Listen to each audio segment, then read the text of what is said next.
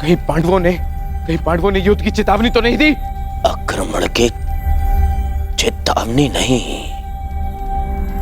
विवाह का निमंत्रण आया है। विवाह?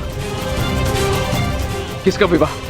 विराट कुमारी उत्तरा का। किसके साथ? उससे जिसमें साहस के साथ बुद्धि भी।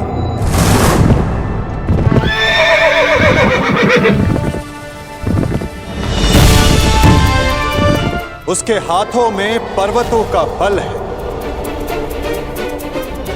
जिसकी गति में पवन सा वेग है।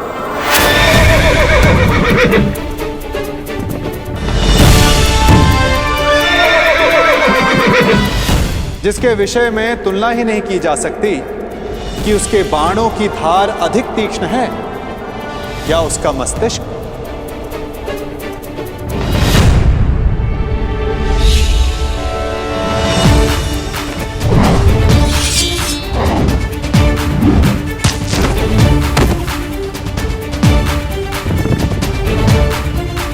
जो नर है, परंतु उसमें सिंह सी शक्ति, जिसे शत्रुओं को देखने के लिए नेत्रों की आवश्यकता नहीं।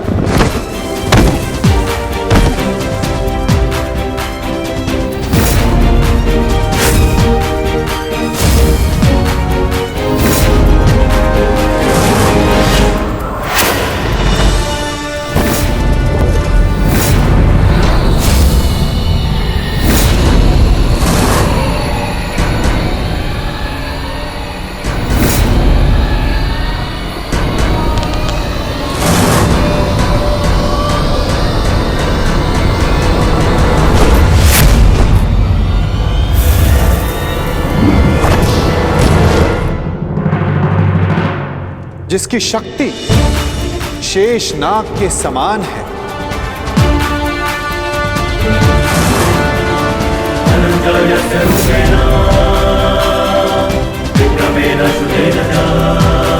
जिसके कौशल के समक्ष बड़े से बड़ा योद्धा झुक जाता है।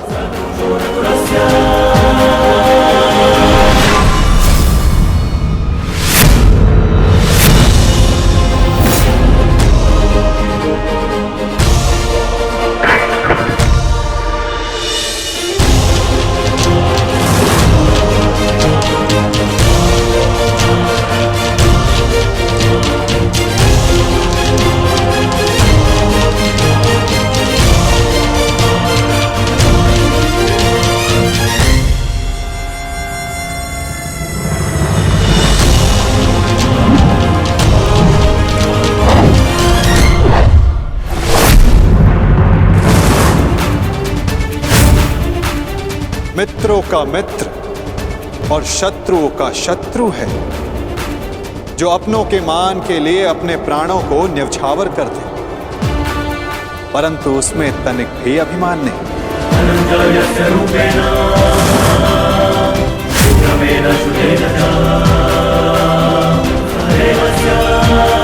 वो जिसे दाऊ और मैंने स्वयं शिक्षा दी, जो कुरुकुल का सूर्य है, वो है सुभद्रा और अर्जुन का पुत्र अभिमन्यु।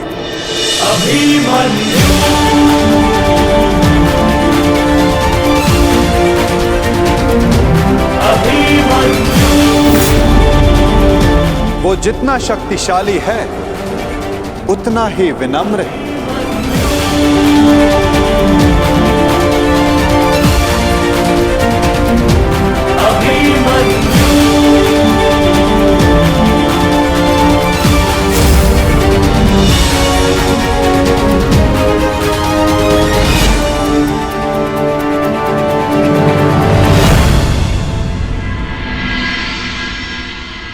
हे ईश्वर, इतना बड़ा सौभाग्य, महान धनुर्धर अर्जुन के पुत्र अभिमन्यु का विवाह मेरी पुत्री उत्तरा से।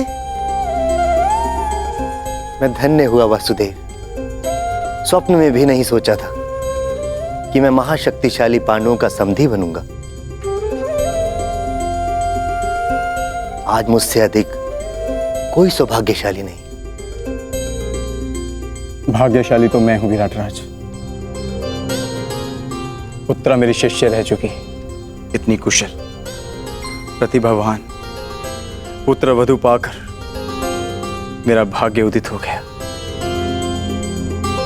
परंतु आप लोग अभी अभिमन्यु से मिले नहीं और मैं चाहता हूं कि उत्तरा के साथ आप भी मिल लें और उसके पश्चात निर्णय लें कि अभिमन्यु उत्तरा के योग्य है या नहीं।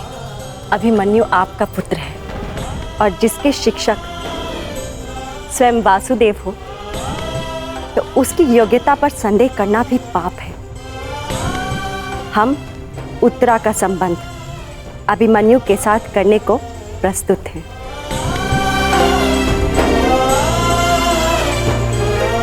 आपका क्या निर्णय? बधाई हो विराटराज, अब आप पांडवों के समधी हुए।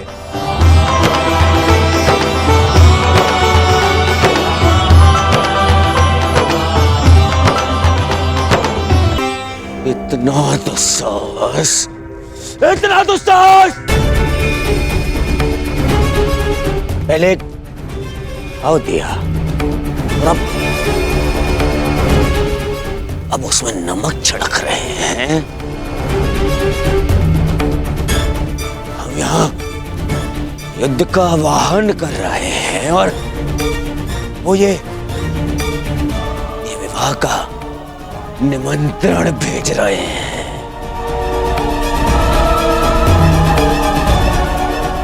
नहीं जाएंगे हम वहां, नहीं जाएंगे, कोई नहीं जाएगा वहां। ना ना ना ना दुर्योधन, हम वहां जाएंगे।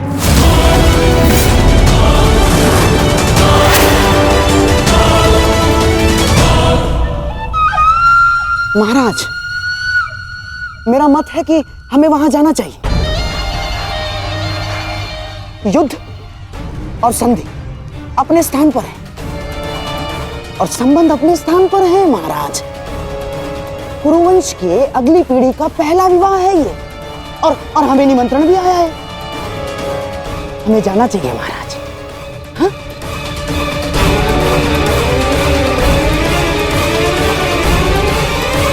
क्यों महामहिम, आप क्या सोचते हैं? आपके प्रिय अर्जुन के पुत्र अभिमन्यु का विवाह है, हमें उसे आशीर्वाद देने नहीं जाना चाहिए? जाना चाहिए महामहिम। हैं?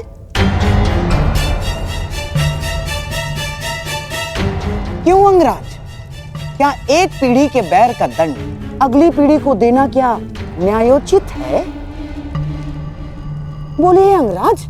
जिनसे युद्ध करना है उनका आतिथ्य ग्रहण करना उचित नहीं है। महाराज, यदि हम पांडवों के अतिथि बने तो वो ये संकेत देगा कि हम उनसे भयभीत हो गए हैं। ना ना ना ना ना ना, अपितु इस निमंत्रण को स्वीकार नहीं किया तो संदेश जाएगा कि हम उनसे भयभीत हैं। महाराज, युद्ध होगा तो होगा, परंतु परिवार से प्रेम का निमंत्रण आया है तो हमें उसे स्वीकारना चाहिए महाराज।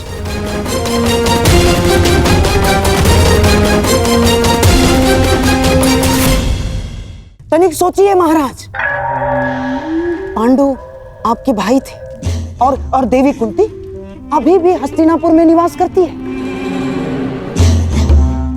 तो क्या हम उनसे अपने पौत्र के विवाह में सम्मिलित होने का अधिकार छीन सकते हैं महाराज? देवी कुंती के लिए हमें इस विवाह में अवश्य जाना होगा महाराज। प्रेम का प्रस्ताव आया है, उसे स्वीकार कर लेते हैं। यदि युद्ध की चुनौती आएगी तो उसे भी स्वीकार कर लेंगे। मैं जानता हूं महाराज, आपके मन में अभी इस समय क्या दुविधा चल रही है, परंतु हस्तिनापुर के सम्राट होने के नाते आपके भी कुछ उत्तरदायित्व हैं महाराज। आप समझ रहे हैं ना महाराज मैं क्या कह रहा हूं?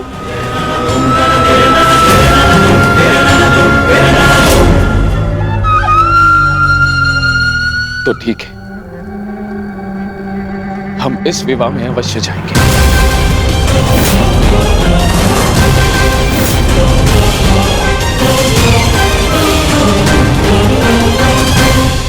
कौरव को निमंत्रण देने की क्या आवश्यकता थी वासुदेव? क्योंकि कौरव तुम्हारे संबंधी हैं विकोदर, और हमने निमंत्रण केवल कौरवों को नहीं, हस्तिनापुर को भेजा है, जहां तुम्हारी माता है, पितामह है। इतने वर्षों के पश्चात भी भीम को अपने क्रोध पर नियंत्रण करना नहीं आया। मैं अपने अनुज की ओर से आपसे क्षमा चाहता हूं वासुदेव, परंतु मेरे भी मन में यही प्रश्न है कि कौरवों को निमंत्रण क्यों? और अब भी मेरा उत्तर वही रहेगा युधिष्ठिर, कि कौरव तुम्हारे संबंधी हैं। पूछने का कोई लाभ नहीं ज्येष्ठ। माधव को यदि नहीं बताना है तो वो नहीं बताएंगे, परंतु मुझे विश्वास है माधव ने जो भी निर्णय लिया होगा हमारे हित में ही लिया होगा, क्योंकि माधव की आंखें भविष्य देख सकती हैं। यदि विश्वास है बात तो आगे बढ़ो, विवाह की तैयारी करो, क्योंकि समय कम है और कार्य अधिक शेष है।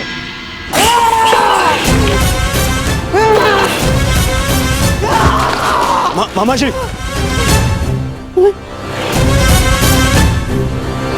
तुम्हें क्या लगता है ये निमंत्रण मैंने बड़े आनंद से स्वीकार किया है? हैं?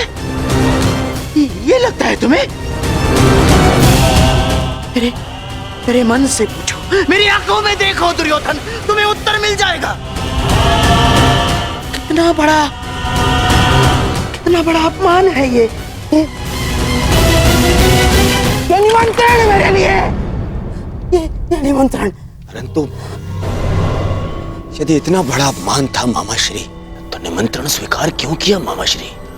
क्योंकि एक अपमान का उत्तर देने के लिए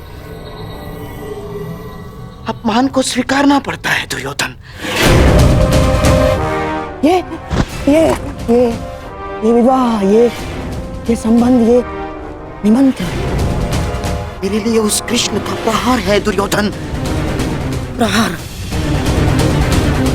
बड़ा दुखदायी प्रहार है, और उस प्रहार का उत्तर देने मुझे जाना होगा दुर्योधन। और मैं जाऊंगा। तुम खड़े क्यों हो? तुम बैठो, मैं जाऊंगा। मैं जाऊंगा। मैं कुछ समझ नहीं पा रहा हूं मामाश्री। उस छलिए ने मुझे हरा दिया दुर्योधन। मैं हार गया। हमने दिग्विजय करके उन्हें मित्र विहीन कर दिया। द्वारका में महाबली बलराम के साथ संधि करके हमने उन्हें आशा विहीन कर दिया। परंतु उस छलिए ने एक ही क्षण में पांडवों को वो सब कुछ दे दिया जो हमने उनसे छीना था दुर्योधन। इस विवाह से उस वासुदेव ने उन पांडवों को राज्य, मित्र, आशा सब कुछ दे दिया। सब कुछ दे दिया दुर्योधन।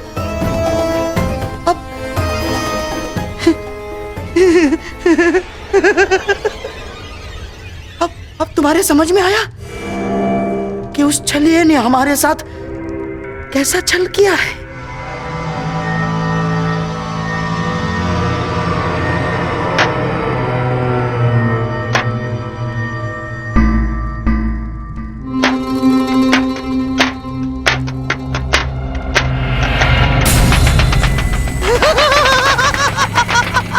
साम ताम दंड भेद युक्ति कपट छल कुचक्र षड्यंत्र, कुछ भी प्रयोग करके मैंने इस विवाह को अपशकुन न बनाया तो मेरा भी नाम शकुन ही नहीं।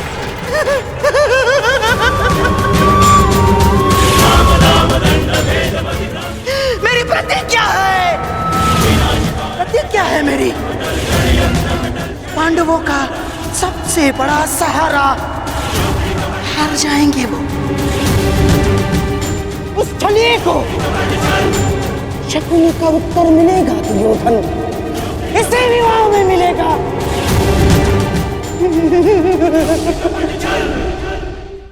13 वर्षों के वनवास ने न केवल तुम्हारे संयम और पराक्रम को धार दी है युधिष्ठिर, 13 वर्षों की इस अवधि में कठिन परिश्रम और परीक्षण के पश्चात तुम्हारी अगली पीढ़ी भी युद्ध कौशल में कुशल हो गई।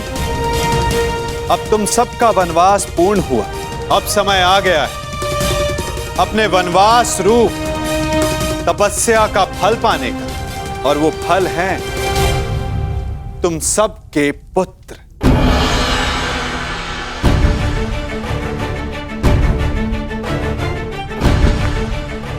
सर्वप्रथम प्रस्तुत है युधिष्ठिर पुत्र प्रतिविंध्य।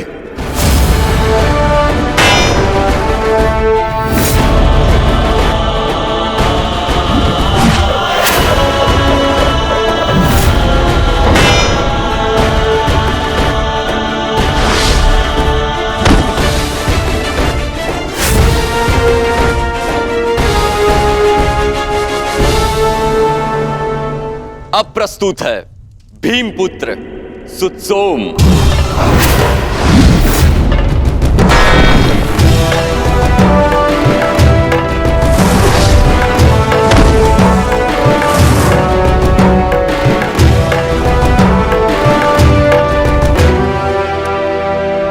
अगला शूर है गांडीवधारी अर्जुन का सुपुत्र शुतकर्म।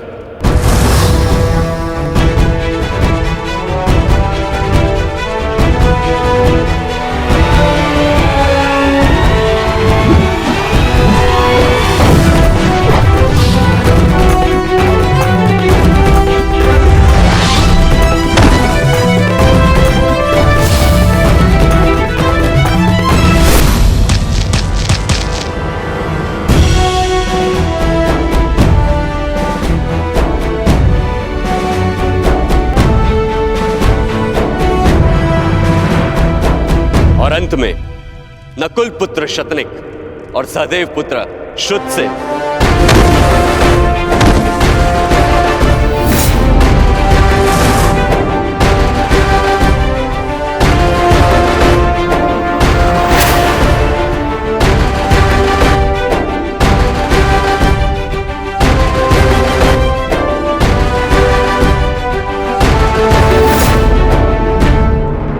और अब प्रस्तुत होने जा रहा है वो योद्धा जिसने युधिष्ठिर का धर्म भी सीखा है, जिसमें भीम जैसा बल भी है, नकुल की एकाग्रता और सहदेव की चपलता, और धनुर्विद्या में अर्जुन जैसी निपुणता।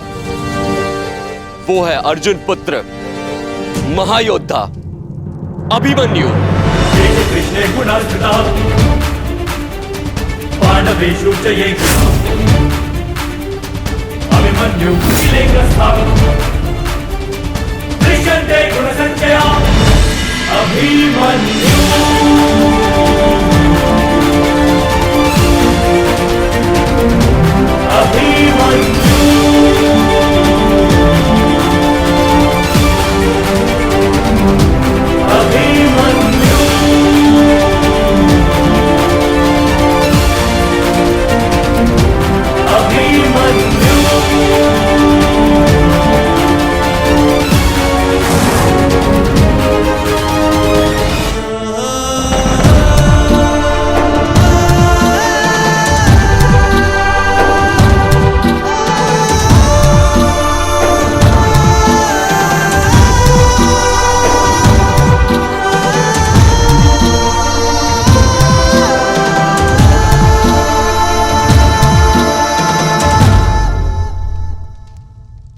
मामाश्री ने मेरे परिचय में एक बात कम कही माता, कि आप जैसा तेज भी है मुझे।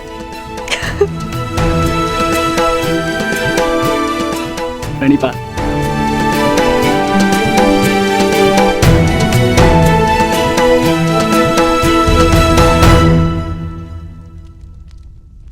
पुत्र अभिमन्यु,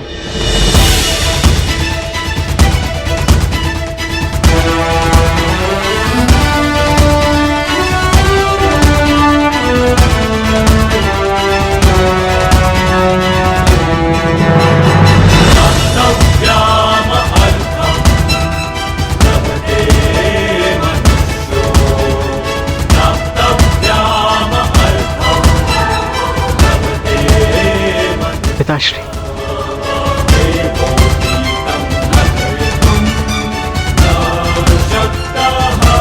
प्रणिपात।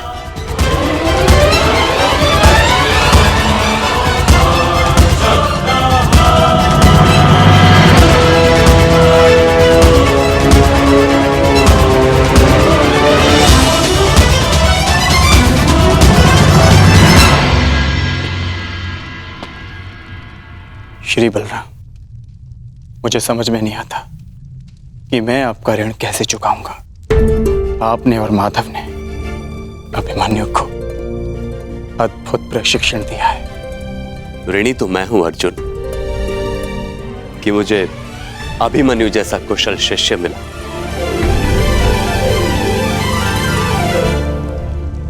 आपका पुत्र साम कहाँ है सखा? उसे नहीं लाए साथ में?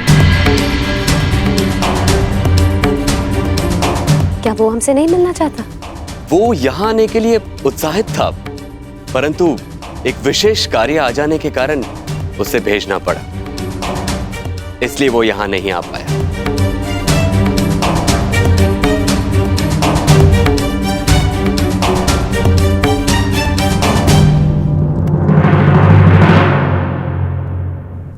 मेरे प्रिय, मैंने सदा ईश्वर से यही मांगा कि फिर से एक बार आपसे भेंट करने का अवसर मिल सके, और देखिए ईश्वर ने मेरी इच्छा सुन ली। हमें मिलाने का अवसर निकाल ही लिया। विराट नगर में भ्राता अभिमन्यु और राजकुमारी उत्तरा का विवाह है, जहाँ सम्मिलित होने के लिए निमंत्रण आया है हमें। आशा करती हूँ कि पिताश्री को मना पाऊँ कि वो अपने साथ साथ मुझे भी विवाह में ले चले। बहुत प्रेम करते हैं वो मुझसे। कदाचित साथ ले जाने के लिए तैयार हो जाएंगे और मैं तुमसे मिल पाऊंगी प्रिय साम।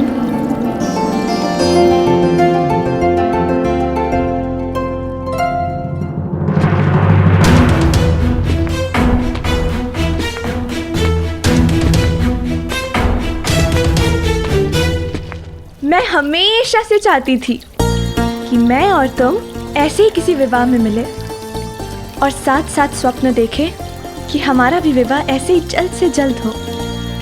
समझे? मैं जानती हूँ कि आप इस विषय में गंभीर हैं। आप क्यों ना एक बार अपने पिता श्री वासुदेव कृष्ण से बात करें? मुझे विश्वास है वो अवश्य स्वीकारेंगे। मैंने सुना है कि आपके पिता सबके मन की बात समझ लेते हैं। तो भला अपने ही पुत्र के हृदय की बात वो कैसे ना समझेंगे? यदि आपने अपने पिता से बात नहीं की तो मुझे अपने पिताश्री से बात करनी होगी। और ये आप भली भांति जानते हैं कि मेरे पिता की प्रतिक्रिया कुछ अच्छी नहीं होगी, इसलिए बात बिगड़ने से पहले ही संभाल लीजिए प्रिय। बहुत सारा प्रेम, केवल तुम्हारी लक्ष्मणा। सावधान, युवराज दुर्योधन पधार रहे हैं।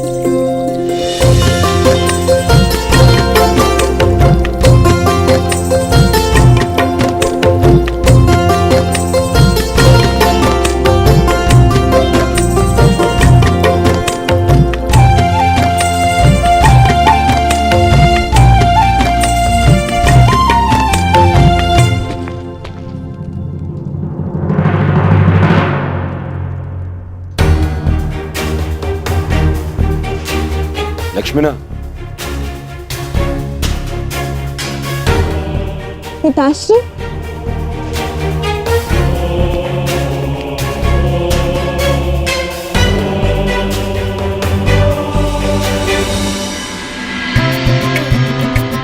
सदा प्रसन्न रहो पुत्री। प्रणिपात। अरे, हमारी पुत्री तो प्रतिदिन और भी ज्यादा सुंदर होती जा रही है। लगता है शीघ्र ही स्वयंवर रचना पड़ेगा आपका। युवराज की जय हो, राजकुमारी की जय हो।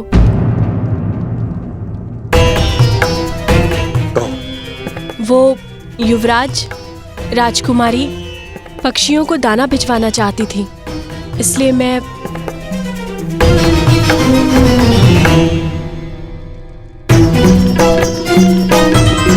हाँ हाँ दे रहे हैं ना।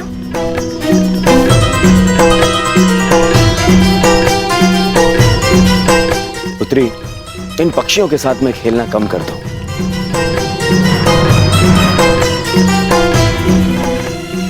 और अपनी माता से संसार और घरद्वार की सीख लेनी चाहिए।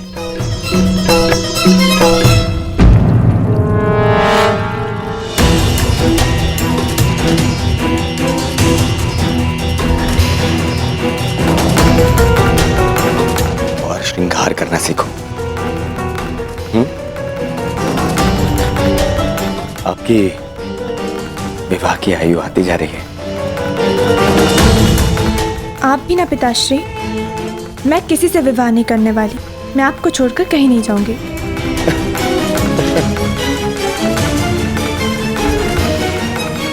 विवाह तो हर कन्या को करना ही होता है। और फिर अपने पिता का घर छोड़ के जाना होता है। नहीं।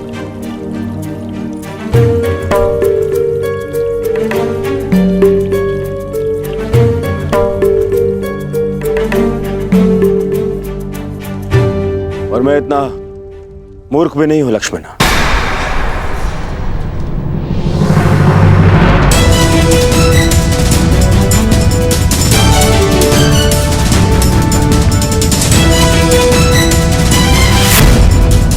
और आपको लगता है कि आप अपने पिता से कुछ भी छुपाने में सक्षम हैं?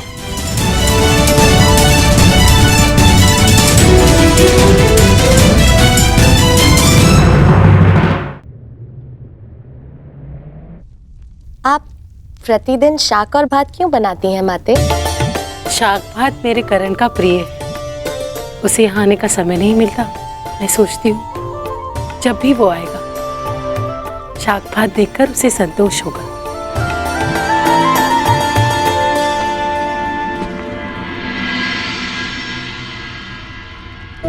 कर्ण,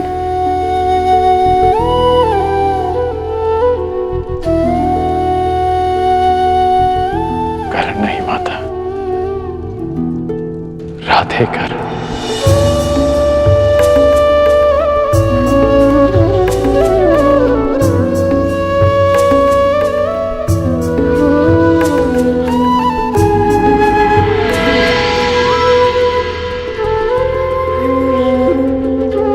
कैसी हो सुप्रिया? जी ठीक हो। कितना स्मरण किया तुम्हें पुत्र, परंतु तुम्हें अपनी माता की याद ही नहीं आती। माता ऐसा मत कहो, बहुत याद आती है। आइए माता।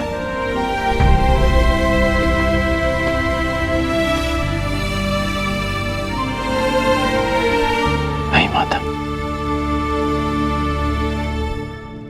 मुझे विराटनगर शीघ्र ही प्रस्थान करना होगा। आने में थोड़ा समय लग जाएगा, इसलिए सोचा जाते हुए आप सबसे मिलता जाऊं।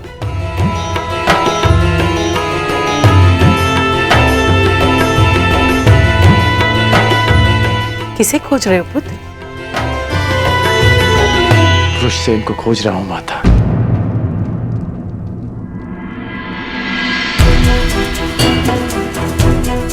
बहुत समय हो गया उससे मिले। बहुत बड़ा हो गया होगा ना मेरा पुत्र?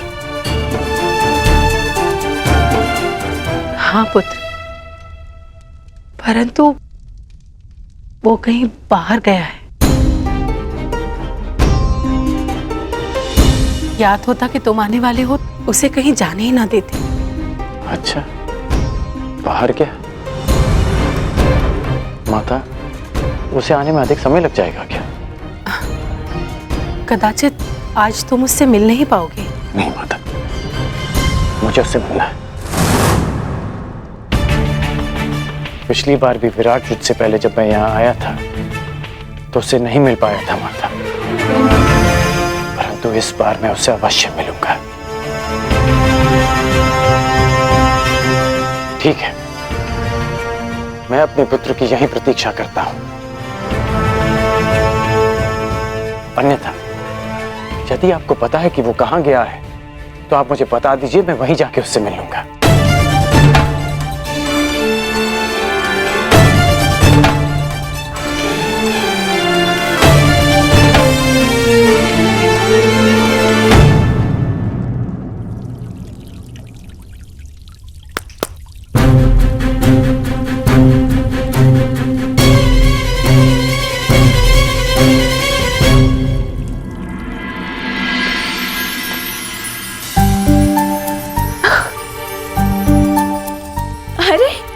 वीणा, ये मेरे लिए है पिताश्री। आपने अपनी माता से यही मांगा था ना? पिताश्री, इसे सीखने की अनुमति है? अवश्य, क्यों नहीं। आप अपने हर एक निर्णय लेने के लिए स्वतंत्र हैं। जो चाहे आप कर सकती हैं। पिताश्री, तो मैं आपसे कुछ मांगना चाहती हूँ। मुझे भी आपके साथ विराटनगर चलना है।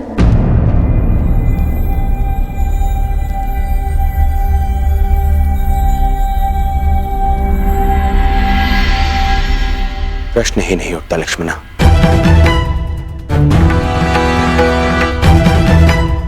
वहां वो पांडव हैं, मेरे शत्रु, और वो छलिया कृष्ण भी होगा।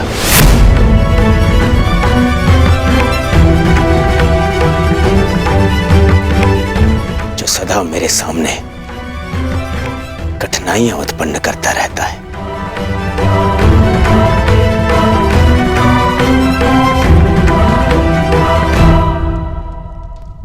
मैं अपनी पुत्री को किसी भी संकट में नहीं डाल सकता। परंतु पिताश्री, आप ही ने कहा था कि आप हमारी प्रत्येक इच्छा पूरी करेंगे। अवश्य, परंतु जानबूझकर आपको संकट में तो नहीं ढकेल सकता ना। आपकी सुरक्षा मेरा कर्तव्य है।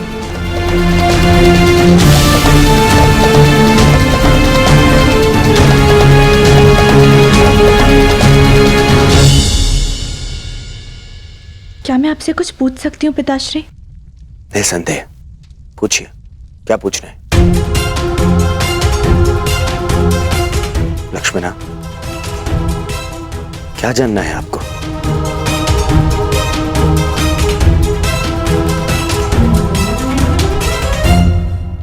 कुछ नहीं, फिर कभी पिताश्री।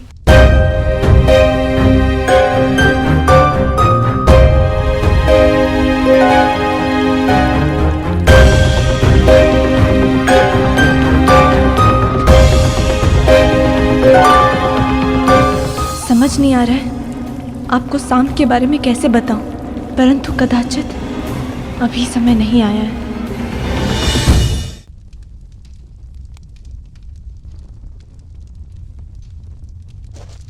क्या हुआ? आप दोनों इतना विचलित क्यों हैं? कुछ नहीं पुत्र, सब ठीक है।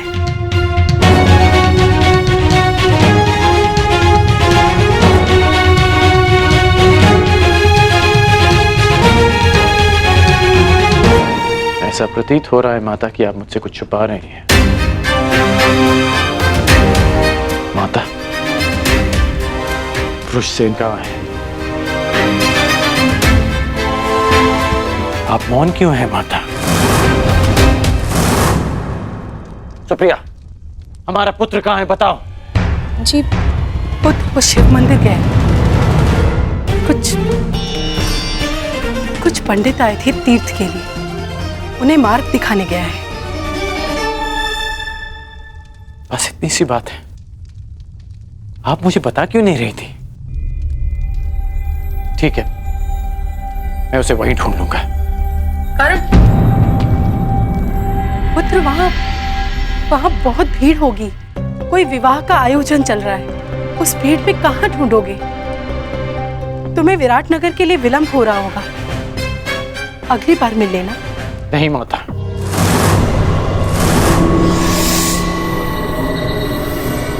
मैं इसी बार उससे मिलूंगा। मैं शिव मंदिर जा रहा हूं माता। प्रणिपात।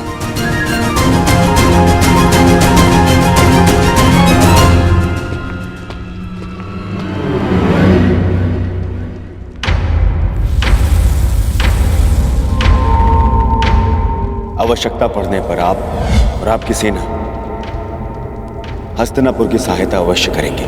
स्वीकार है। वासुदेव,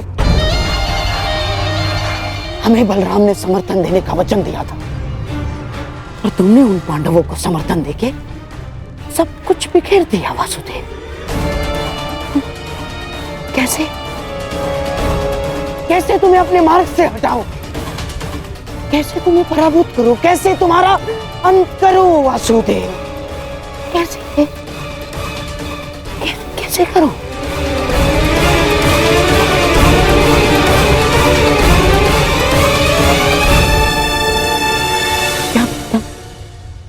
हाँ, एक काम कर सकता हूँ, विवाह में उसके भोजन में विष मिलाकर दे देता हूँ। हाँ? वहाँ इतने सारे अतिथि होंगे, किसी को संदेह भी नहीं होगा। हाँ। ऐसे ही करता हूँ। नहीं, गांधारराज, ये संभव नहीं है ना। जब वो छलिया नवजात था तब पूतना ने भी विष फैलाने का प्रयास किया था। जब पूतना से कुछ नहीं हो पाया तो मैं कैसे? ना, कुछ और करना होगा गांधारराज। सोचो। दासी, इधर आओ।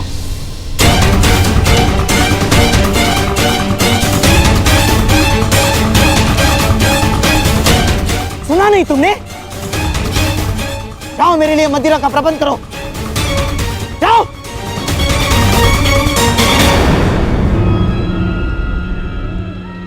अब मैं ध्यान लगाकर सोच पाऊंगा, अब मेरा मस्तिष्क चलेगा। अभी तक यहीं खड़े हो तुम? सुना नहीं तुमने? जाओ, मेरे लिए मदिरा लेकर आओ, जाओ।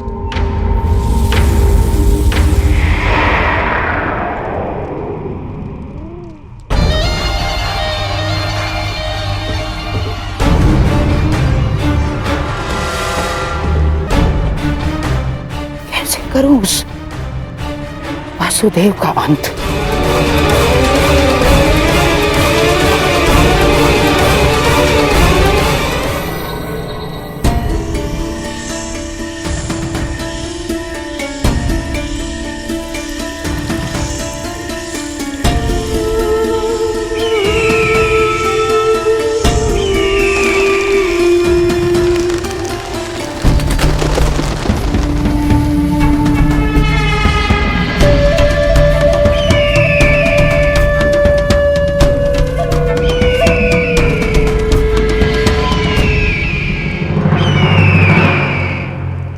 किसी प्रकार मैं इस वासुदेव का अंत कर दूं तो पांडव निसहाय हो जाएंगे, और फिर मेरे प्यारे सम्राट दुर्योधन के विरुद्ध खड़े होने का साहस किसी में नहीं होगा, किसी में नहीं। हाँ?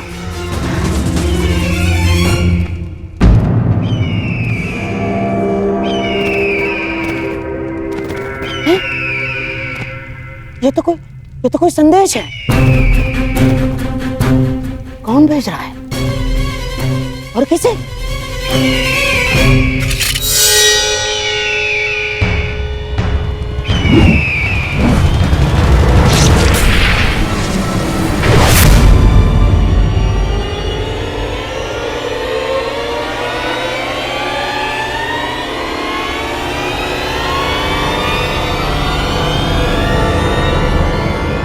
संदेश केवल आपकी लक्ष्मण।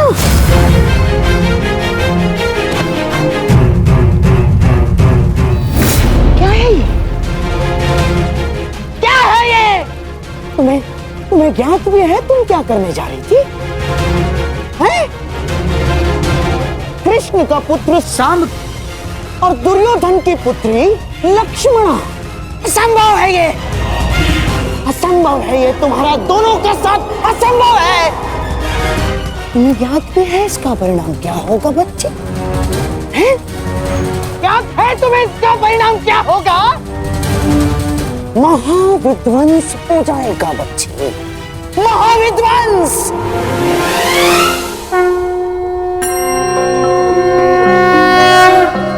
ओम त्र्यम्बकं यजामहे सुगन्धिं पुष्टिवर्धनम्। महोदय जी, यहाँ तो विवाह का आयोजन था ना, क्या वो समाप्त हो गया? कैसा विवाह भद्र?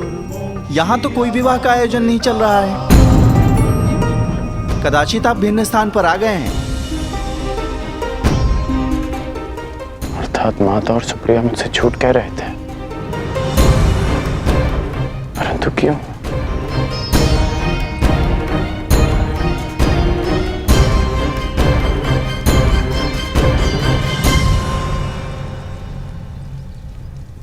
ये तो अनुचून का मित्र है।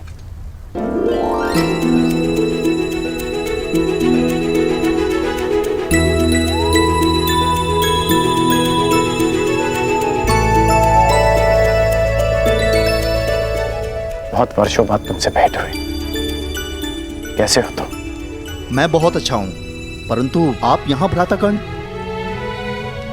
मैं अपने पुत्र ऋषियन की खोज कर रहा हूँ। मुझे किसी ने बताया था कि वो इस मंदिर में किसी के विवाह में सम्मिलित होने आया है। वो आपको यहाँ नहीं मिलेगा भ्राताकर्ण। वो सदा अपने प्रिय स्थल पर होता है। प्रिय स्थल? वृषसेन, कहाँ हो वृषसेन? पुत्र कहाँ हो तुम? वृषसेन!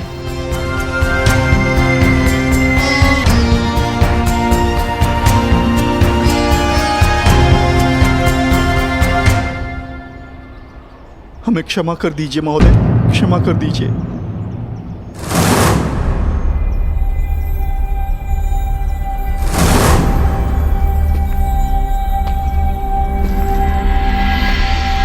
ऐसा करने से पहले तुम्हें इसके परिणाम को सोच लेना चाहिए था। अनेक मनुष्यों ने तुमसे इसी प्रकार निवेदन किया होगा, परंतु तुम दुष्टों ने कभी किसी की याचना सुनी? कौन है ये सब और किस बात की क्षमा मांग रहे हैं? और ये कौन है? हर बार तुम लोगों को एक और अवसर दिया गया, परंतु तुम लोग फिर भी नहीं सुधरे और इसी कुमार्ग पर चलते रहे। परंतु अब समय आ गया है कि तुम्हें तुम्हारे कर्मों का फल भुगतना ही होगा। मैंने तुम्हें साक्ष्य समेत पकड़ा है। अब तुम नहीं बच सकते। नहीं महोदय, ऐसा न करें महोदय, ऐसा न करें। हमें क्षमा कर दीजिए। लूटा हुआ धन हम पुनः स्त्री को लौटा देंगे, पर हमें क्षमा कर दीजिए प्रभु, हमें क्षमा। लूटा हुआ धन लौटा देने मात्र से तुम्हारे पापों का प्रायश्चित नहीं हो जाएगा दुष्टों। सर्वप्रथम उस पीड़ित महिला से क्षमा की भीख मांगो, अन्यथा मृत्यु के लिए तैयार हो जाओ। नहीं नहीं, हम क्षमा मांग लेंगे, हम क्षमा मांग लेंगे।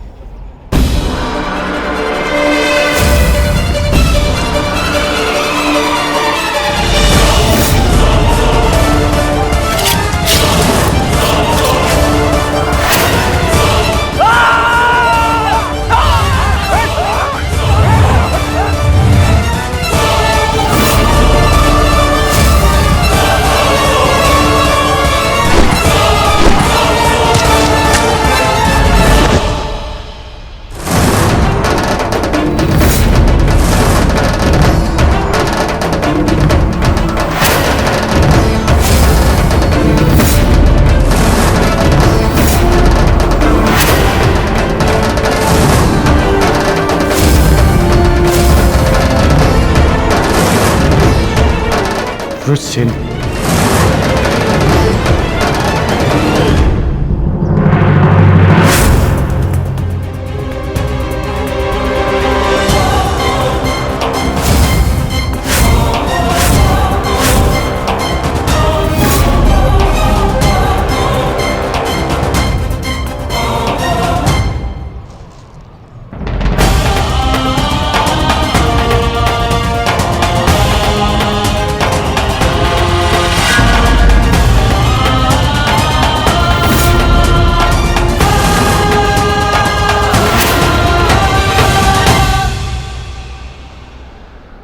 मित्र,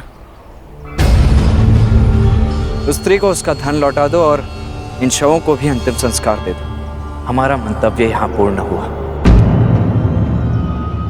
जिनसे मिलना था उनसे मिल चुके हैं। अब न किसी से मिलना शेष है और न किसी को उत्तर देना।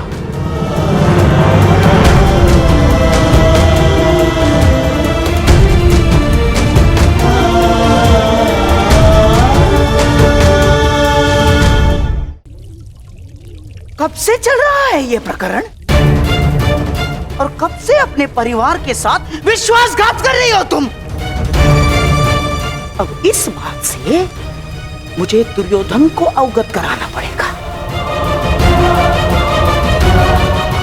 अब वो ही तुम्हारे इस दुस्साहस का निर्णय लेगा। रो लो तुम। नहीं मामा श्री, रुक जाइए। रो लो तुम, रो लो। ऐसा ना करिए मामा श्री, कृपया करके पिताश्री को कुछ ना बताइए। हम आपसे विनती करते हैं।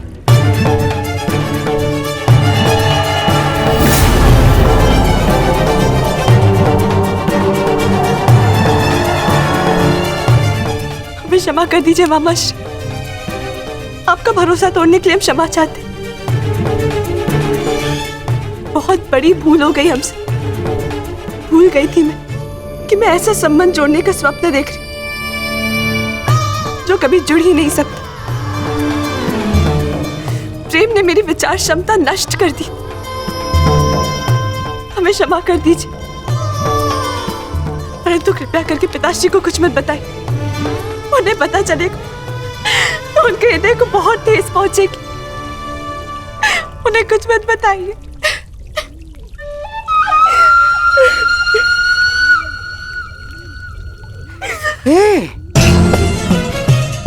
अच्छी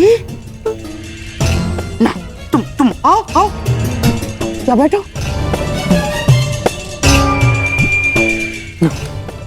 रोना।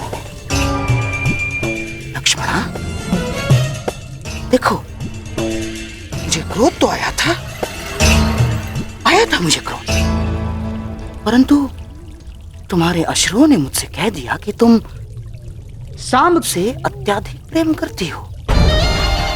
हाँ, ठीक है।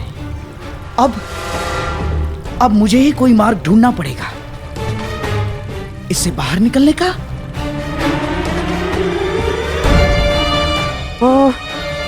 तुम क्या सांब को अभिमन्यु के विवाह में ला सकती हो? बताओ ना, बुला सकती हो तुम? हाँ, परंतु पिताश्री भी वहां होंगे ना? वही तो मैं चाहता हूँ लक्ष्मणा। केवल तुम्हारे पिताश्री नहीं, अपितु तुम्हारे पिताश्री दुर्योधन के साथ साथ सांब के पिताश्री कृष्ण भी वहां उपस्थित होंगे।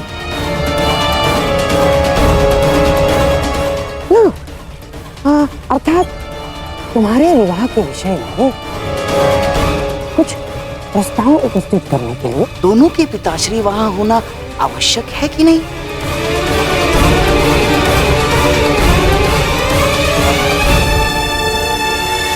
परंतु पिताश्री कभी नहीं मानेंगे।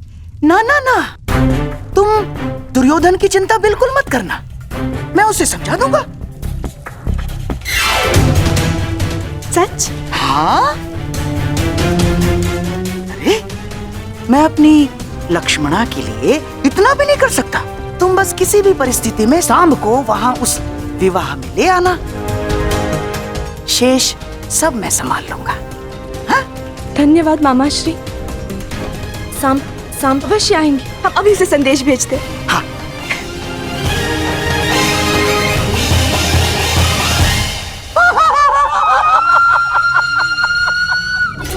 चलिए कृष्ण, अब आएगा आनंद।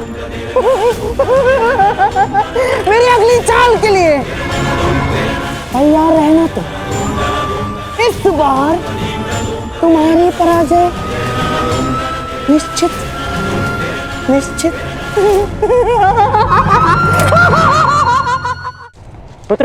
पुत्र मैं हूँ, मैं तुम्हारा पिता। तुमने मुझे पहचाना नहीं, परंतु मैंने तुम्हें देखते ही पहचान लिया। तुम्हें मालूम, बचपन में मैं बिल्कुल तुम्हारे जैसा दिखता था। हाँ,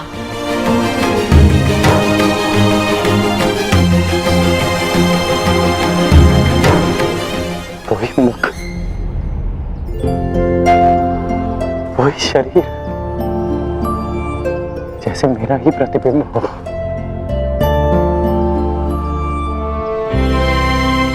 तुम बिल्कुल मुझ पर गए हो पुत्र। मुझे ज्ञात है कि आप मेरे पिता हैं, परंतु इस पिता और पुत्र के संबंध का आपके लिए महत्व ही क्या है? मेरी बात सुनो पुत्र, इस बात का क्या तात्पर्य है पुत्र? यही कि सदा आपने अपने परिवार से अधिक महत्व अपने लक्ष्यों को दिया। आपके लिए वो महत्व नहीं रखते थे जिन्होंने आपसे प्रेम किया। आपके लिए वो महत्व रखते रहे जिन्होंने आप पर उपकार किया या जिन्हें आपने वचन दिया। परंतु मेरे लिए सबसे अधिक महत्वपूर्ण मेरा परिवार है, सबसे अधिक महत्व मेरे अपनों का है। मेरी बात सुनो पुत्र, पुत्र मेरी बात सुनो। इतना रुष्ट हो अपने पिता से। जब मेरी आयु में पहुंचोगे तब जानोगे कि मनुष्य के लिए उसका कर्तव्य कितना महत्वपूर्ण होता है। मैं यहाँ केवल तुमसे मिलने आया हूं। अपना मुख मत फेरो मुझसे। इतने वर्षों पश्चात मैं तुमसे मिल रहा हूं और तुम्हें लगता है इस अवसर का कोई महत्व नहीं मेरे लिए? रुष्सेन, क्या हो गया तुम्हें? तुम मेरी बात सुन क्यों नहीं रहे हो? मुझे तुमसे ये आशा नहीं थी। तो और क्या आशा थी मुझसे मेरे पूज्य पिताश्री कि कैसा व्यवहार करूंगा? वैसा ही व्यवहार करूंगा जैसा वो पुत्र करते हैं जिनके पिता उनसे वर्षों के पश्चात मिलते। आपका स्वागत करूंगा, आपको आलिंगनबद्ध करके अश्रु बहाऊंगा। आपने कभी सोचा है कि वर्षों के पश्चात जब आप अपने परिवार के पास लौटोगे तो सब आपकी व्याकुलता से प्रतीक्षा कर रहे होंगे? कदाचित शेष ने ऐसा किया हो, परंतु मैं भिन्न हूं। आपकी भांति मैं अपने परिवार को उनके हाल पर नहीं छोड़ सकता। मेरे लिए सबसे अधिक महत्व मेरे परिवार का है। मेरे लिए भी। परंतु मेरे लिए मेरा धर्म, मेरा कर्म, मेरा कर्तव्य भी उतना ही महत्वपूर्ण है।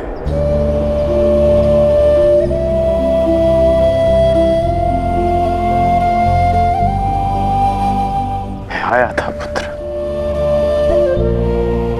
परंतु मैं तुमसे मिल नहीं पाया। वो हस्तिनापुर की ओर से दिग्विजय के लिए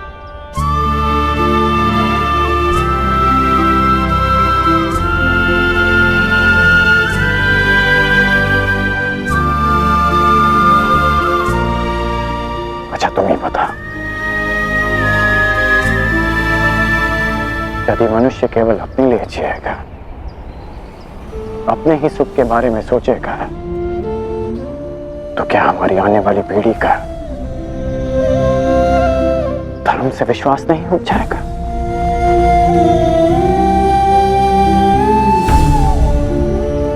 हमें इस समाज के उज्जवल भविष्य के बारे में सोचने का कोई अधिकार नहीं जब तक हम अपने पारिवारिक समस्याओं से ऊपर उठकर समाज के बारे में ना सोचें, समाज के लिए अपना धर्म पूर्ण ना करें। पुत्र, जीवन स्वार्थ नहीं परमार्थ है।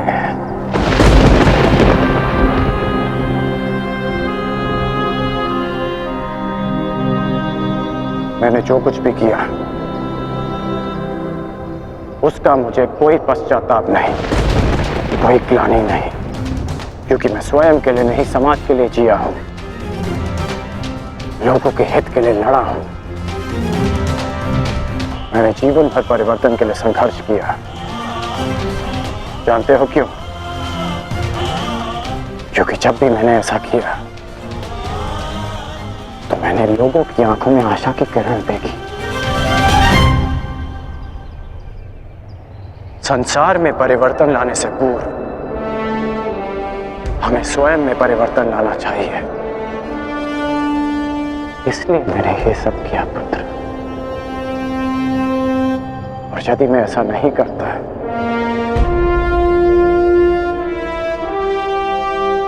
तो तुम आज एक सूत पुत्र होकर हाथ में शस्त्र नहीं उठा पाते।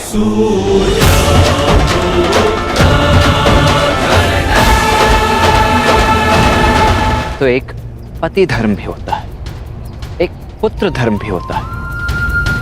यदि कर्तव्य की बात करते हैं ना, तो अपने परिवार और पुत्र के लिए भी मनुष्य का कर्तव्य होता है।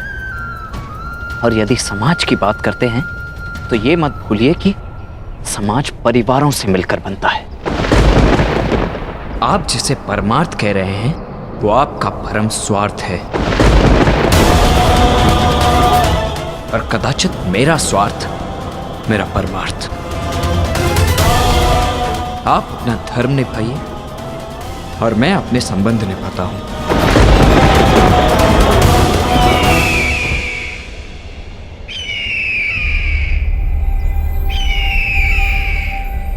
अब मैं चलता हूं, मुझे शीघ्र ही कहीं पहुंचना है अपने संबंध निभाने के लिए।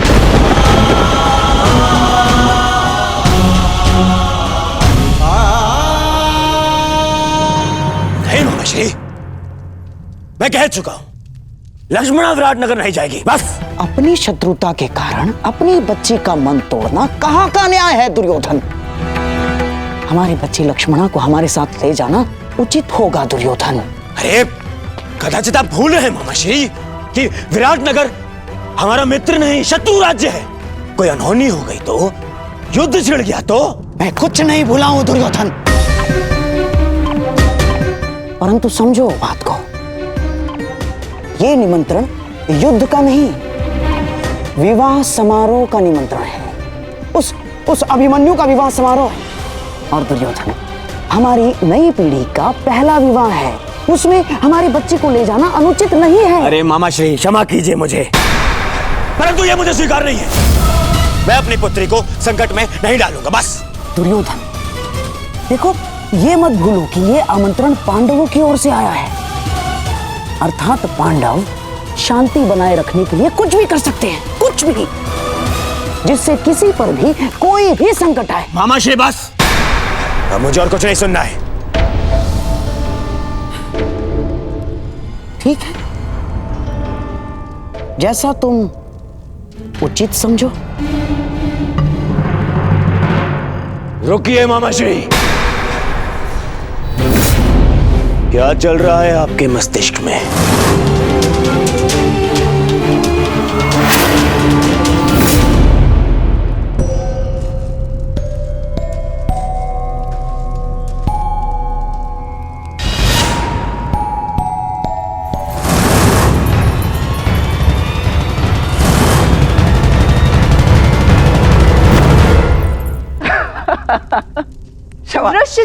क्षमा चाहता हूँ।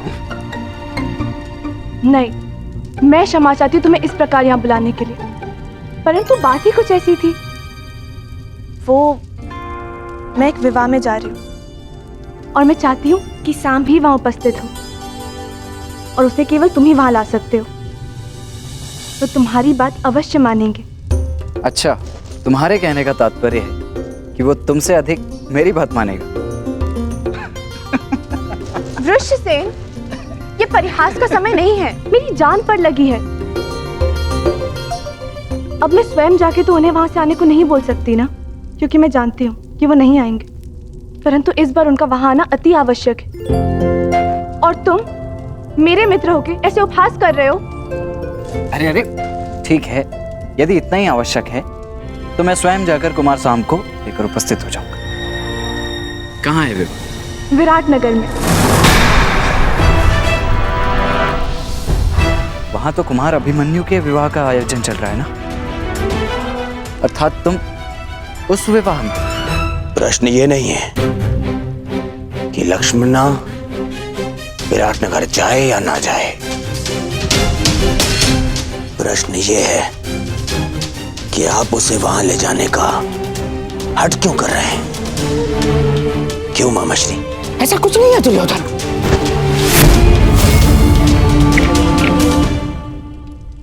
जितना मैं आपको जानता हूं मामाश्री,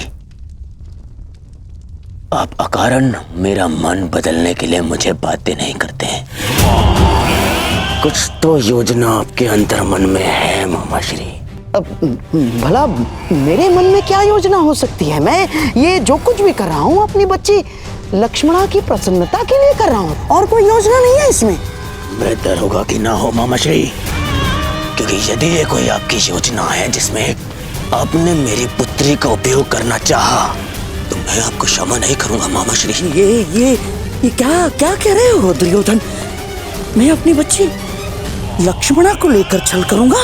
आपके लिए कुछ भी असंभव नहीं है मामाश्री, परंतु सावधान करता हूं, क्योंकि यदि मेरी पुत्री पर जरा सी भी आँच आई तो आप मेरी प्रतिक्रिया सहन नहीं कर पाएंगे, समझे? दुर्योधन, ये क्या हो गया है तुम्हें? तो बताइए, आप लक्ष्मणा को विराटनगर ले जाने में दबाव क्यों बना रहे? मामाश्री, आपका यह मौन मेरे मन के संदेह की अग्नि को और भड़का रहा है। बोलिए, अन्यथा मैं अपना संयम तोड़ बैठूंगा। बोलिए।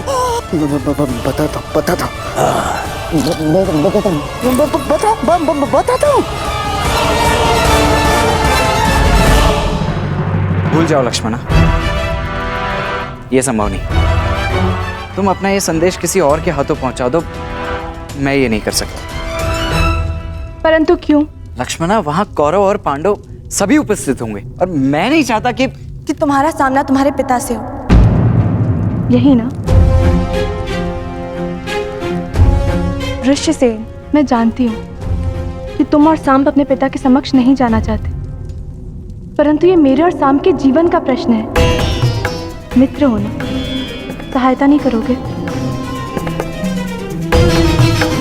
ऋष्यसेन, मैं तुमसे विनती करती हूँ, केवल एक बार उनसे बात तो करके देखो। वहाँ कुछ ऐसा होने वाला है जो हमारे जीवन को एक नई दिशा देगा। ठीक है, मैं उससे बात करने का प्रयास करूंगा, परंतु वो मानेगा या नहीं ये मैं नहीं कह सकता। तुम प्रयास तो करके देखो, सब ठीक होगा। मुझे अपने मित्र पे पूरा भरोसा है। लक्ष्मणा के विषय में क्या कहना है आपको? लक्ष्मणा के विषय में नहीं, लक्ष्मणा के विवाह के विषय में। लक्ष्मणा का विवाह? हाँ दुर्योधन, अब तुम मेरी बात ध्यान से सुनना दुर्योधन। अब मैं तुम्हें बताता हूँ कि मेरे मस्तिष्क में क्या चल रहा है। हाँ।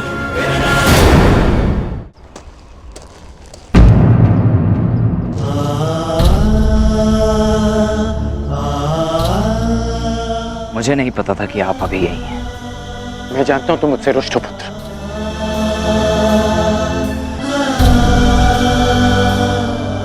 अब समझ में आ रहा है मुझे कि माता और सुप्रिया मुझे तुमसे मिलने से क्यों रोक रहे थे।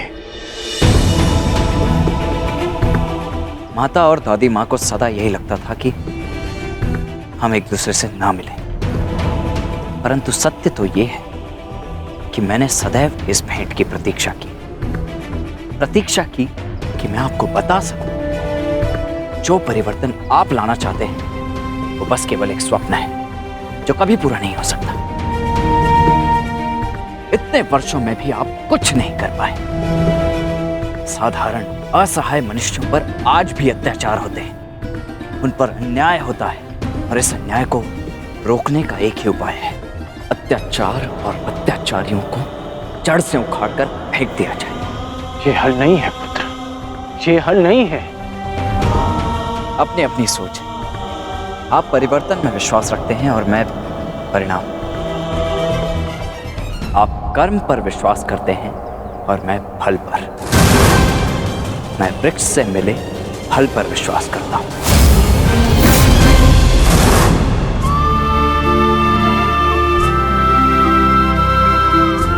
मैं जानता हूं कि तुम्हारे भीतर मेरे लिए बहुत कड़वाहट होगी,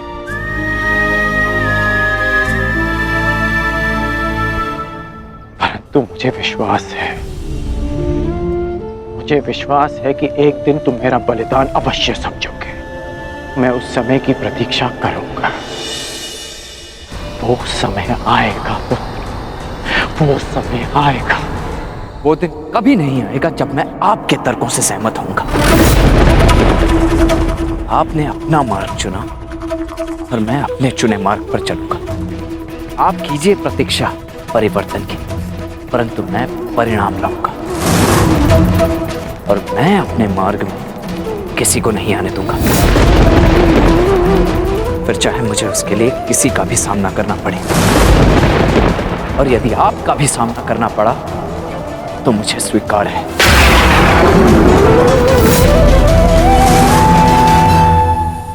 आपने अपना तर्क सामने रख दिया और मैंने अपना पक्ष आपको समझा दिया। अब ये अंतिम अवसर है जब हम मिल रहे हैं। ईश्वर से प्रार्थना है कि अब जब कभी भी हम एक दूसरे के सामने आए तो एक दूसरे के विपक्ष में ना हो, क्योंकि यदि ऐसा हुआ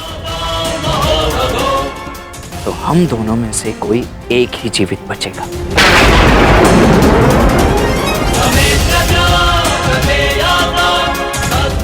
और दोनों ही पक्षों में हानि माता की ही होगी। रोना उन्हें ही पड़ेगा। इसलिए प्रार्थना है कि आगे से मेरे मार्ग में ना आए।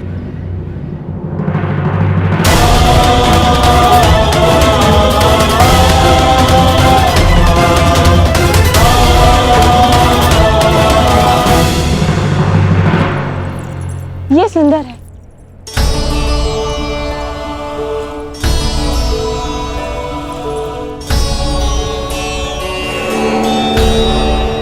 अति सुंदर पुत्री, वस्त्र चयन में बहुत ही प्रवीण हो गए हो लक्ष्मणा। एकांत। नहीं नहीं मामाश्री, प्रवीण तो आप है मनाने में। हैं? मुझे तो विश्वास ही नहीं हो रहा कि ये चमत्कार कैसे हुआ। पिताश्री को कैसे मनाया? विश्वास के कारण, क्योंकि शकुनी हमेशा अपने दिए वचन पूर्ण करता है। तुम्हें भी मुझ पर विश्वास करना सीखना होगा लक्ष्मणा। मुझे आप पर पूरा विश्वास है मामाश्री। तो क्या तुमने वो किया जो मैंने तुमसे करने को कहा था? क्या संभ विवाह में आएगा? जी मामाश्री, वो विवाह में अवश्य आएंगे। बहुत अच्छे बच्चे, जाओ अपने मधुर मिलन की तैयारियां करो। जाओ।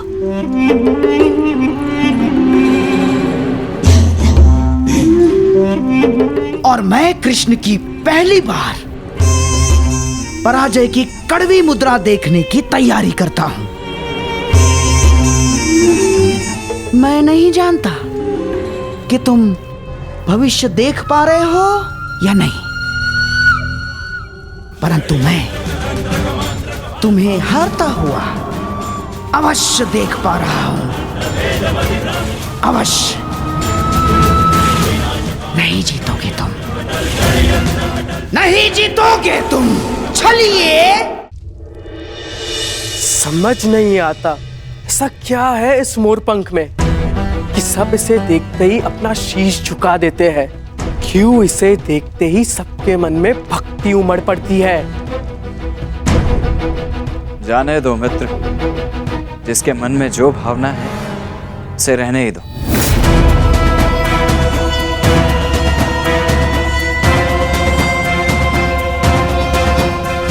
परंतु मुझे ये भक्ति नहीं लगती, ये भय है, भय जो इस मुकुटधारी के पाखंड से उपजा है। लोग इससे प्रसन्न इसीलिए है क्योंकि वो उन्हें मनचाहा देते हैं। कम से कम वो ये कार्य तो उचित ही करते हैं मित्र। परायों को महत्व देते हैं, अपनों को नहीं।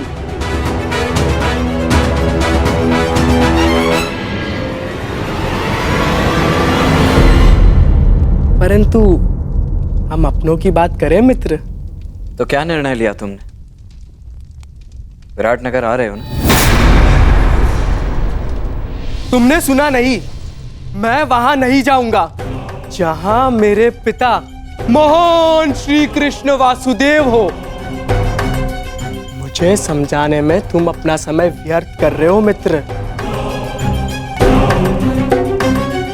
मैं तो स्वयं तुम्हें वहां जाने से रोकने आया हूं मित्र, क्योंकि वहां जाना समय को व्यर्थ करना ही है, अनावश्यक है। वो अभिमन्यु तुम्हें एक आंख नहीं भरती तो तुम उसके विवाह में जाओगे क्यों?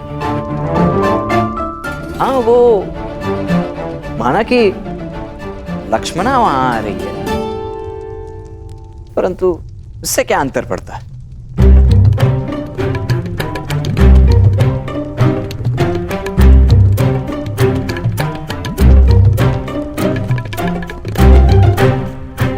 वहां आ रही है और वो चाहती है कि मैं भी वहां आऊं, है ना? और तुम मुझे वहां जाने से रोक रहे हो। मैं तो केवल अपने मुख पर आई मुस्कुराहट को रोक रहा हूं मित्र।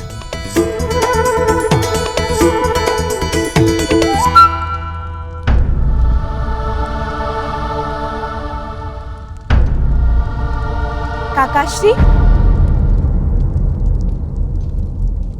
प्रणिपात। प्रणिपात। तो हम कल प्रातः यहाँ से प्रस्थान करेंगे ना? परंतु अभी सूर्योदय होने में तो समय शेष है। फिर इस समय आप यहाँ? मैं जांच रहा था कि सुरक्षा प्रबंध पर्याप्त है या नहीं, क्योंकि हस्तिनापुर की राजकुमारी पहली बार जो हमारे साथ जा रही है। काकाश्री, आप अंगराज हैं, अंगरक्षक नहीं। आपको ये सब करने की आवश्यकता नहीं। मैं ये सब इसलिए करता हूँ क्योंकि ये युवराज और आपकी सुरक्षा के लिए आवश्यक है। मेरे लिए मेरा वहां जाना आवश्यक नहीं है, परंतु किसी और के लिए मेरा वहां उपस्थित होना आवश्यक है। मेरी बात मानो मित्र, मत जाओ वहां, भूलो मत, तुम्हारे पिता भी उपस्थित होंगे वहां पर। तुम्हारी मंत्रणा उचित है मित्र, परंतु हाँ, लक्ष्मणा भी होगी और उसकी इच्छा है कि मैं भी वहां पहुंचूं। इस बार भी उनकी इच्छा नहीं थी कि मैं उनके साथ विराटनगर चलूं, क्योंकि उन्हें आपकी चिंता है। हर पिता के लिए अपनी पुत्री की रक्षा सबसे बड़ी प्राथमिकता होती है। देखो पुत्री, उनके वहां बहुत शत्रु हैं, इसलिए आपको वहां ले जाना सुरक्षित नहीं है। परंतु हम विवाह में जा रहे ना काकाश्री, युद्ध करने तो नहीं। शत्रु शत्रु होता है, कब युद्ध छेड़ दे कोई नहीं जानता। और एक पिता का सबसे बड़ा कर्तव्य है अपनी संतान की सुरक्षा होती है। मुझे कोई अंतर नहीं पड़ता कि मेरे पिता मेरे विषय में क्या सोच रहे हैं। तुम्हारा आग्रह डालने के लिए क्षमा चाहता हूँ मित्र, परंतु मैं विराटनगर जाऊंगा लक्ष्मणा से मिलने के लिए, चाहे वहां कुछ भी हो। निश्चिंत होकर जाओ मित्र, यदि वहां कुछ होगा भी तो तुम्हारी रक्षा के लिए मैं वहां उपस्थित रहूंगा। चाहे जो हो राजकुमारी, स्मरण रखिएगा कि मैं आपकी रक्षा के लिए सदैव वहां उपस्थित रहूंगा।